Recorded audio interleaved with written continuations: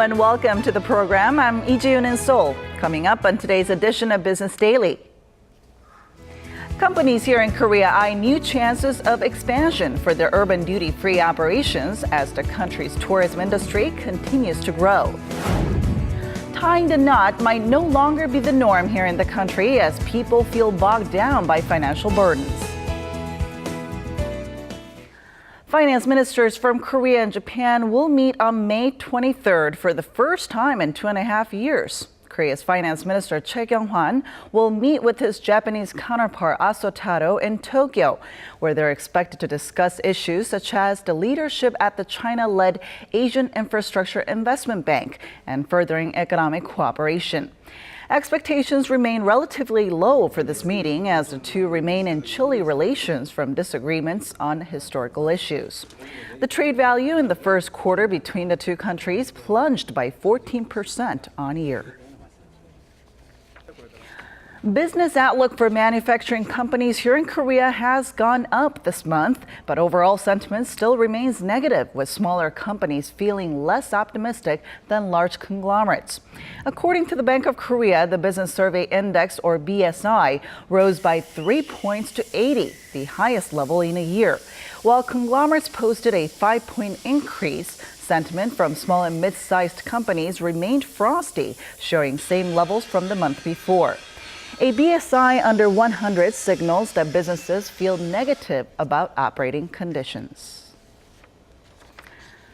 Domestic banks are expanding their presence on the global market, opening 14 new offices last year. The Financial Supervisory Service said most of the 162 overseas branches were found in Asia, with the biggest presence in Vietnam and China. Their total assets were up 12% from the year before, while net profits grew by 53%. The whopping increase was attributed to one-off factors like lowering their reserves for bad loans, of which there were many the year before.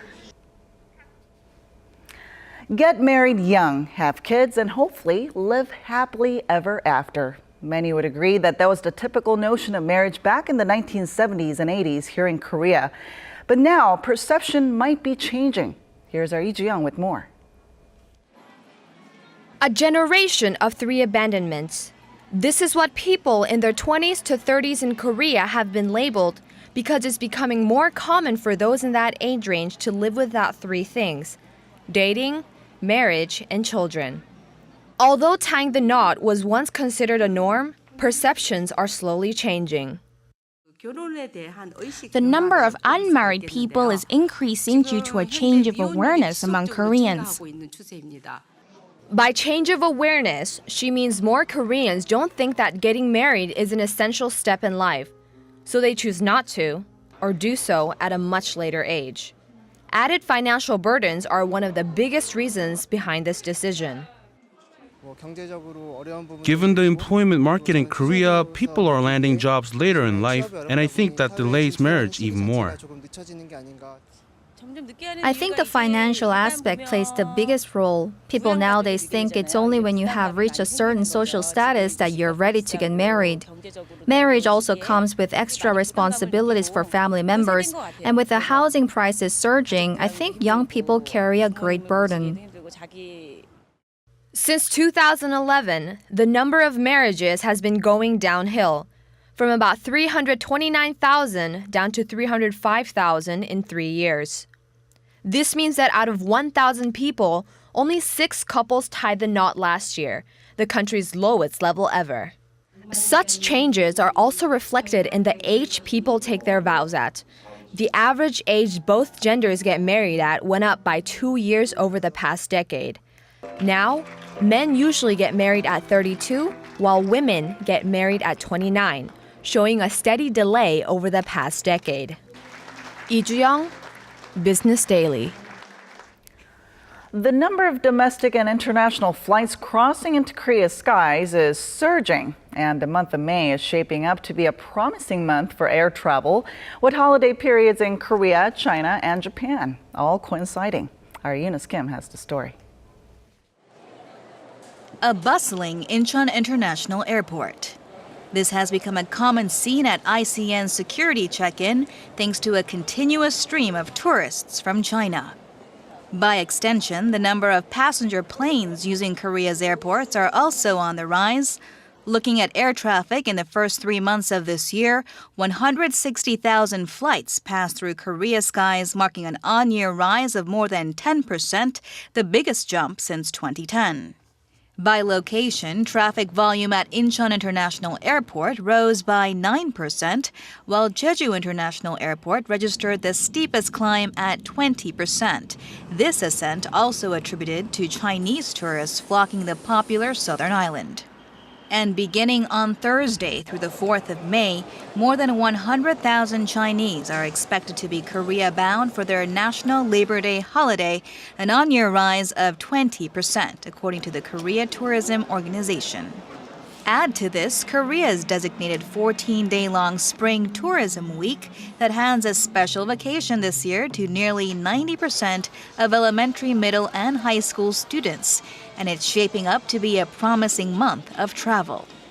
On the other hand, the number of tourists from Japan for the country's Golden Week holiday is expected to shrink about 10% to some 70,000 travelers, this as the value of the won soars against the depreciating yen. Eunice Kim, Business Daily.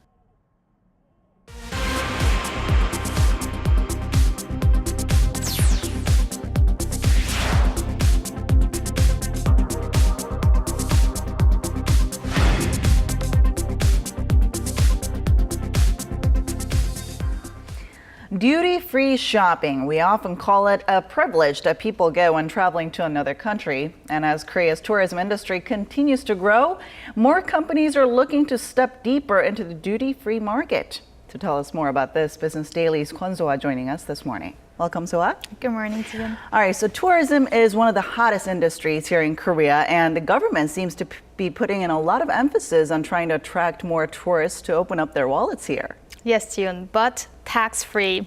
You know, as a steady influx of tourists is coming into the country, the duty-free business seems to be one of those businesses that's not being affected by the slow economy. And that's why the government has vowed to expand its urban duty-free stores in Seoul by offering a rare chance to expand business.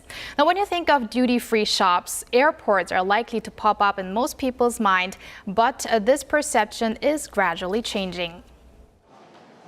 Korea's duty-free business raked in some $7.8 billion last year, up nearly 22% from the previous year.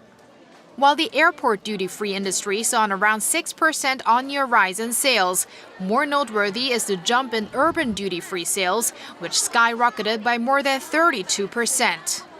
Considering the country's duty-free market grew an average of 15% in the last 3 years, and number of tourists, especially from China, steadily growing, industry watchers say $8.4 billion could easily be made this year. In Seoul, there are currently 6 urban duty-free stores that are open, and 3 more will soon be added. The government has pledged to allow 2 major companies and 1 mid-sized operator to open new duty-free stores in a bid to boost investment in tourism. So far, 7 companies have announced their plans to jump in. Competition is getting fierce, as bidding for the stores is scheduled to open on June 1st. So this looks to be a great opportunity for companies, but what really differentiates the urban duty-free shops from the ones at the airport? Well, there are numerous advantages that duty-free shops outside the airport have. For one, they are outside of the airport, making it more convenient to enjoy other tourist attractions nearby while shopping. Also, urban duty-free stores can cater to the foreign consumers that do not visit via air travel but come by other means. And then there is the rent issue that's attracting companies to the urban duty-free market, as companies that are lucky enough to be chosen to operate their stores at Incheon's airport have to pay expensive rental fees, and that, according to experts, reach the $1 billion range annually.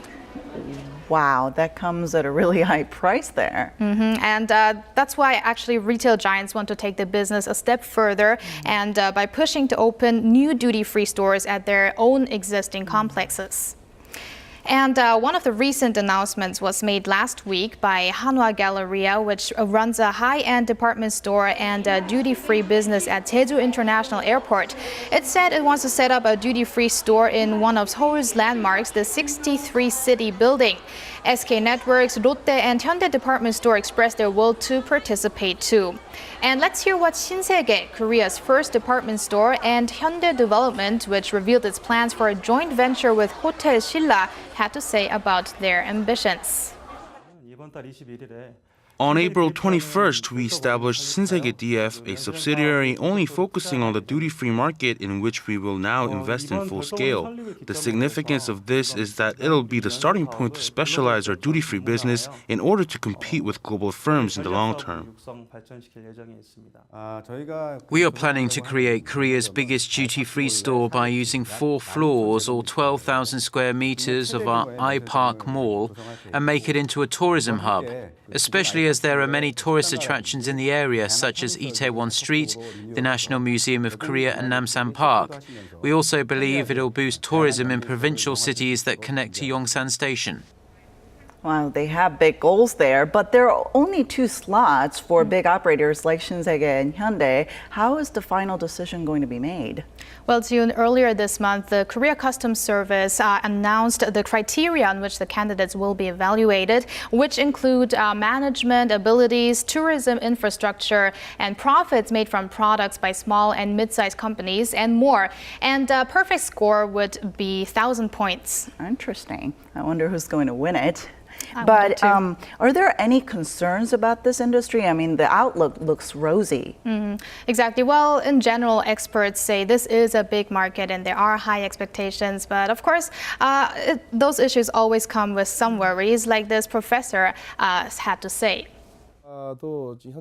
It's not an infinite business. The concern is that China's economy is showing signs of slowing down. If this becomes more serious, the Chinese government is likely to turn overseas consumption into domestic consumption.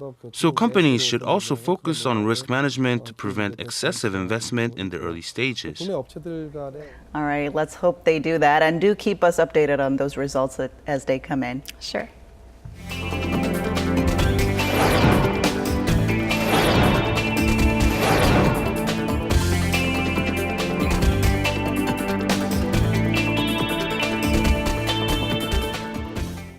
All right, that wraps it up for now. Hope you enjoyed it. We'll be back tomorrow with business news that matters to you. Thanks for watching, and bye-bye.